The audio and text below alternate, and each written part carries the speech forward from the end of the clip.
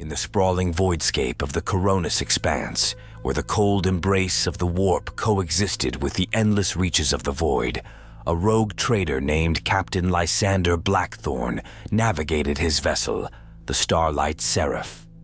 His ship, adorned with the opulence befitting a rogue trader of his stature, cut through the inky darkness of the void, leaving behind a trail of shimmering stardust.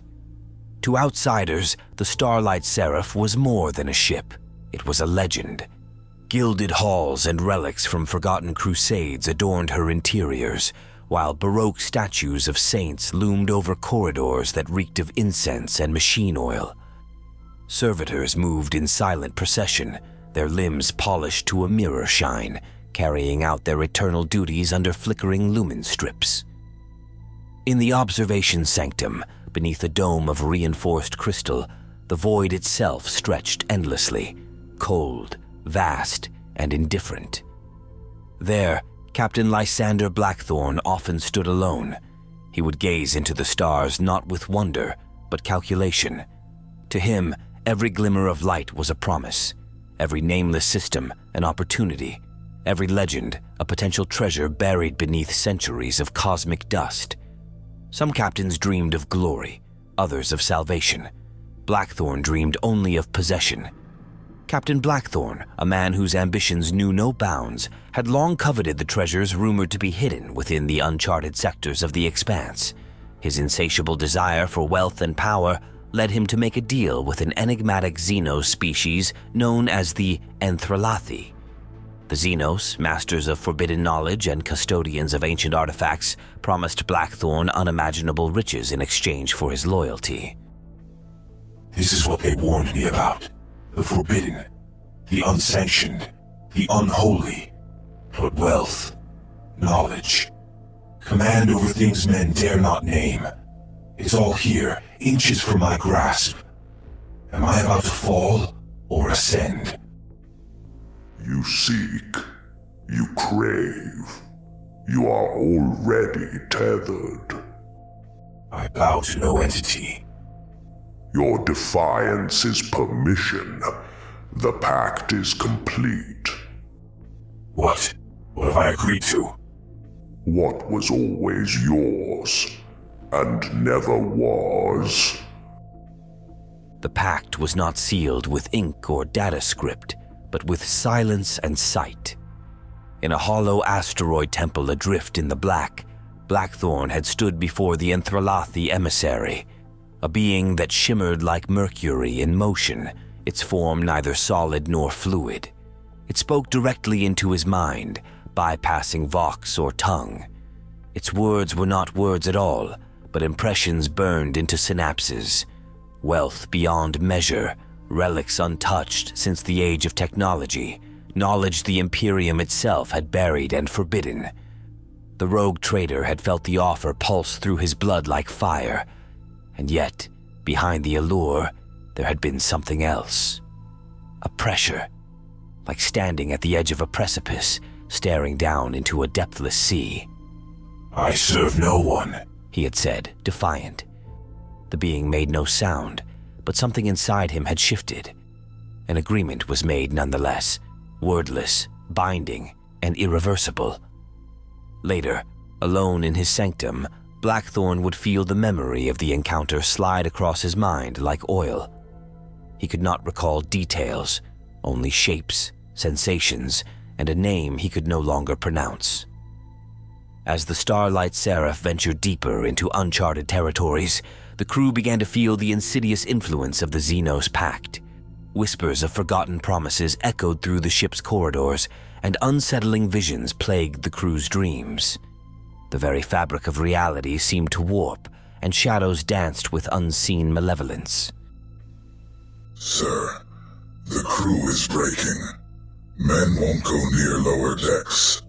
The augurs sing at night, and that sigil, the chaplain carved it again.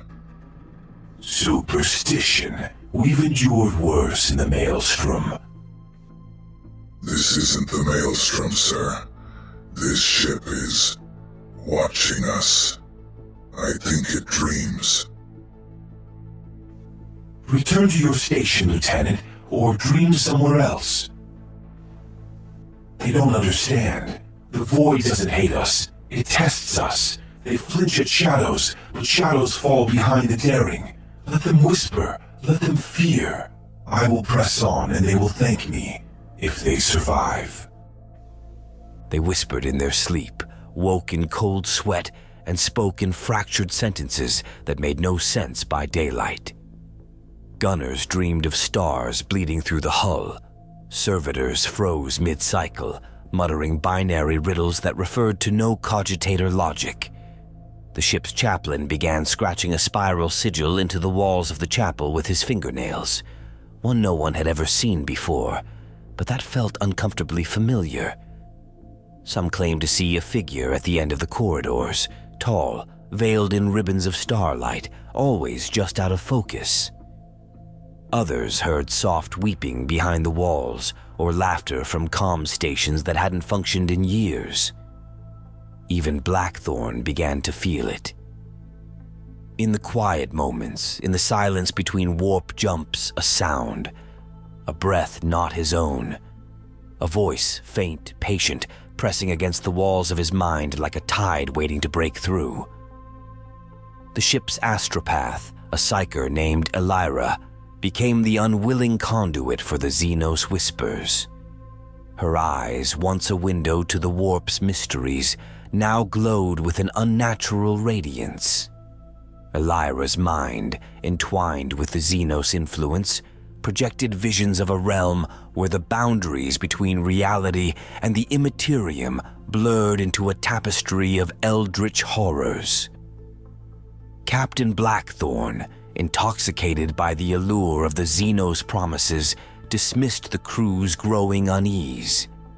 He reveled in the treasures amassed during his ventures into the Expanse's unexplored sectors, heedless of the toll the Xenos pact exacted on his ship and crew.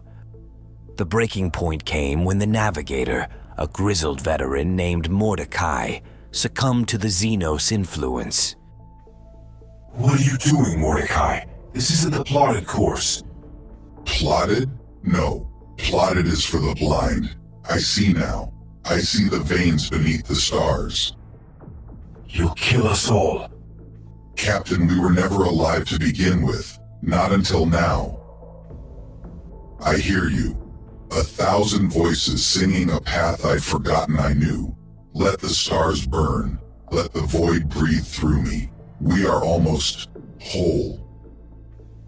At first, Mordecai grew silent during the plotting of warp routes, no longer offering his sardonic commentary or muttered prayers to the Emperor. He stared longer into the void during translation, his fingers twitching above the navigation systems as if uncertain whether they were tools or chains. Then he began speaking to the void, quietly at first, during course corrections. But soon, the whispers became monologues.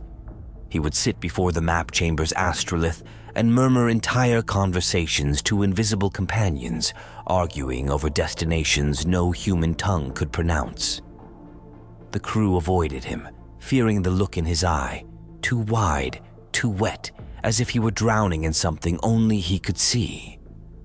When they tried to intervene, he would smile with cracked lips and say, I see the stars beneath the stars now. They're waiting. They've always been waiting. Some said he no longer needed star charts, that he navigated by instinct, by dream, by communion with the things Blackthorn had invited aboard. And still the ship pressed forward, deeper, darker. Mordecai's third eye, the source of his warp navigational abilities, became a portal to a realm of unspeakable darkness. He spoke in tongues, his voice a cacophony of eldritch whispers that echoed through the ship's corridors.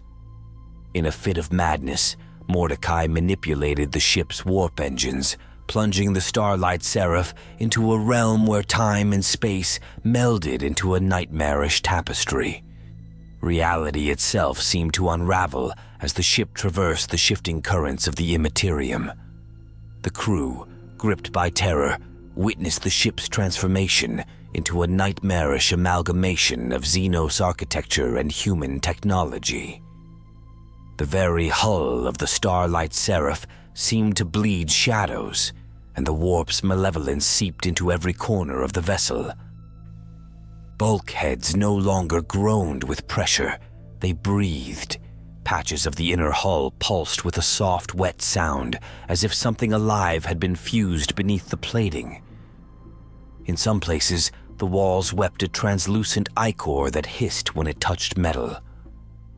Corridors twisted, rearranged themselves in impossible geometries. Doors opened to rooms that hadn't existed in the ship's original schematics, while familiar halls led only to dead ends or bottomless voids. Navigation through the lower decks became a gamble.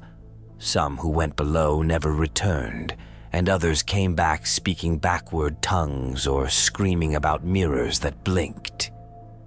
In the shrine to the Emperor's light, a servitor was found kneeling, not before the Aquila, but before a warped idol of obsidian glass depicting a serpentine form with too many eyes. No record of the statue's creation existed. When they tried to remove it, the servitor lashed out violently, shrieking in binary laced with what the Lex mechanics swore were syllables of an alien dialect. One officer, driven mad by what he had seen, attempted to escape via emergency pod. The launch bay camera showed him entering, then showed nothing. Not an explosion, not a failed ignition. He simply vanished, dissolved into black static, his name erased from the crew manifest as if the ship itself had devoured his identity. The corruption wasn't just spiritual, it was structural. The Starlight Seraph no longer felt like a ship, it felt like something else entirely. Something waking. As the ship re-entered real space, the crew found themselves in an uncharted sector shrouded in perpetual darkness. Blackthorn, undeterred by the horrors that befell his ship, believed that the Xenos pact had granted him access to a realm of untold riches.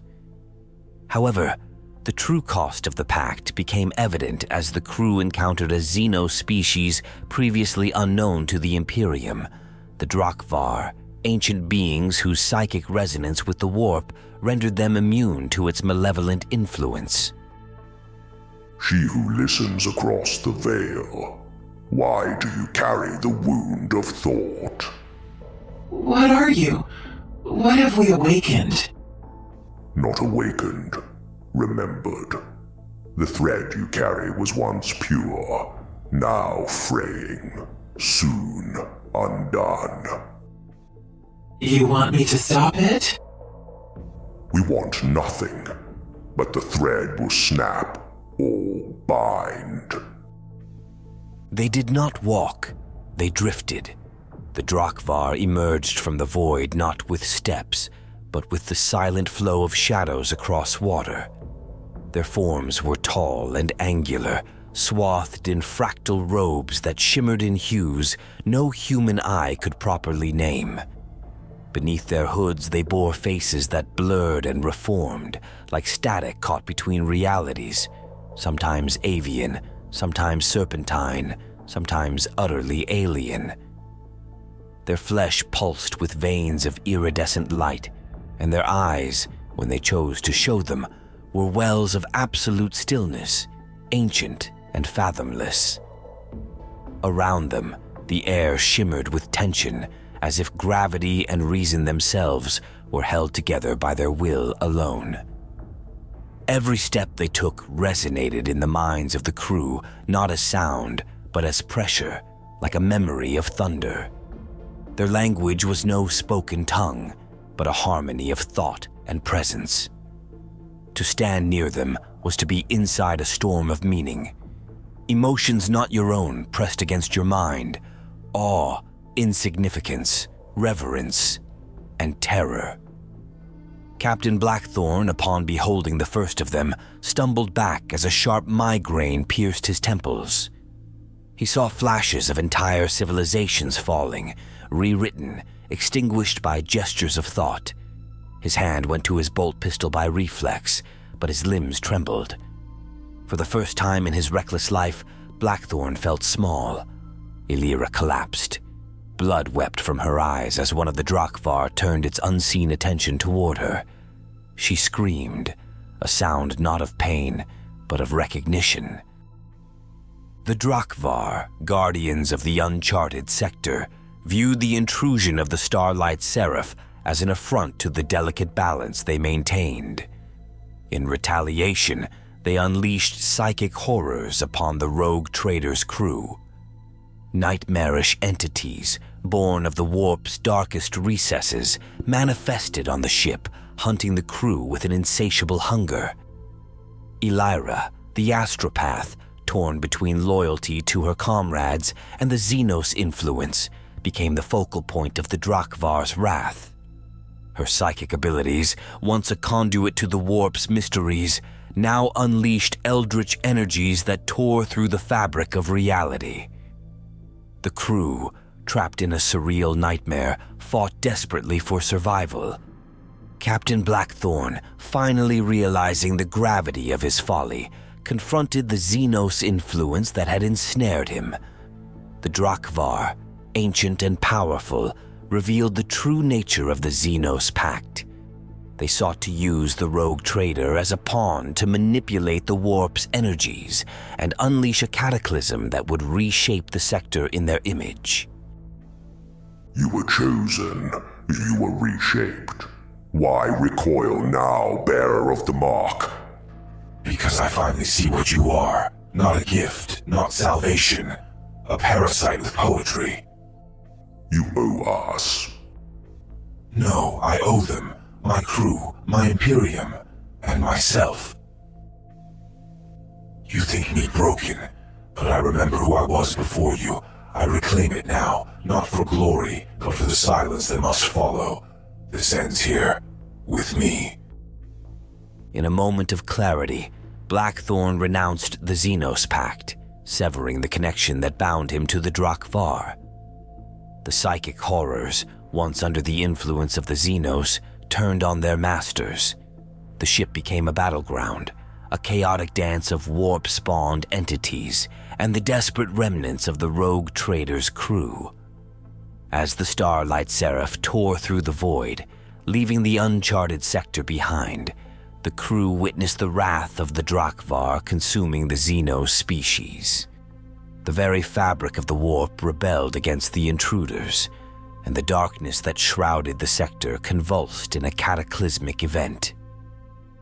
In the aftermath, the Starlight Seraph emerged from the uncharted sector, battered and scarred by the horrors it had endured. Captain Blackthorn, haunted by the regrets of his actions, vowed to redeem himself in the eyes of the Imperium.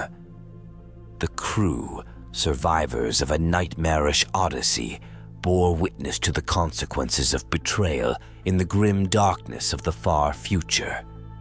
The once ambitious rogue trader, now burdened by the weight of his decisions, set a course for the Imperium, determined to atone for the sins committed in pursuit of forbidden knowledge. The Voidscape, silent witness to the horrors that unfolded, embraced the Starlight Seraph as it sailed through the cold reaches of the Coronis expanse, a testament to the fragility of ambition in the grim darkness of the 41st millennium. In the silence of his private sanctum, Captain Blackthorn activated the Vox recorder. Its red eye blinked to life, casting a soft glow over his haggard face. The man who had once laughed in the face of Xenos threats and warp tides now looked more shadow than flesh, as though the void had taken bites out of his very soul. He began to speak, not with the pomp of a rogue trader's log, but with the weary cadence of a man giving his final confession. To the Lords of Terra, or whatever fragment of the Imperium finds this, he rasped. My name is Lysander Blackthorn, rogue trader, survivor, witness. He paused, fingers tracing the edge of his desk where gold filigree had warped from some unseen heat. We think the stars belong to us. We draw charts and claim dominions, never wondering if the void draws maps of us in turn. I chased profit, let 1,000 systems dry. But the moment I listened, truly listened, to what whispers behind the veil, I became a passenger on my own ship. He coughed, and it sounded like something tearing. The warp does not hate us. It does not love us. It notices us sometimes. And that's worse. His voice lowered. I have seen the soul unmade by curiosity. I felt the hunger of beings that do not kill, but rewrite. And I've learned that the greatest treasure in this galaxy is ignorance. He looked directly into the lens. So if you find this ship, if you find me, burn us. Don't ask questions. Don't bring it back. Let the void have what's already half swallowed. He ended the recording with a flick of his wrist. No ceremonial closure. No oath to the throne. Just silence. Outside the Starlight Seraph, the stars watched indifferently as the ship glided on, alone, bearing the weight of ambition, guilt, and something older than both. Echoes in every corridor, no voices, yet I feel them. Too many died for my dream. Now I walk with their ghosts. Am I captain still, or just the last one standing?